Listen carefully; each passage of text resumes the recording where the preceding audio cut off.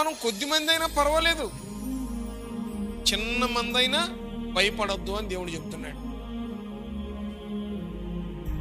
మన స్థితి మొదట కొద్దిగా నుండినను తొదకు మన వాగ్దానం కూడా అదే. పెద్ద సహవాసం అయితే మంది మంచిగా దేవుడు మనందరిని వాడుకుంటాడు, మన కుటుంబాలను ఆశీర్వదిస్తాడు, మన బిడ్డలు వర్ధిల్లుతారు. మన పిల్లలు అనేక దేశాలలో వారి కుటుంబ పోషణార్థం, దేవుని నామ మహిమార్థం ఉద్యోగాలు చేస్తారు, వ్యాపారాలు చేస్తారు, సేవ చేస్తారు. మనకు ఆ వాగ్దానం ఉంది. వాగ్దానం చేసిన మన దేవుడు నమ్మదగిన వాడు. ఆ వాగ్దానాన్ని మనం చూడాలి అంటే, ఆ ప్రతిఫలాన్ని మనం అనుభవించాలి అంటే అందరము దేవుణ్ణి మహిమపరచాలి. సంఘముగా ఉన్న మనమందరము అందరి కోసం ప్రార్థన చెయ్యాలి.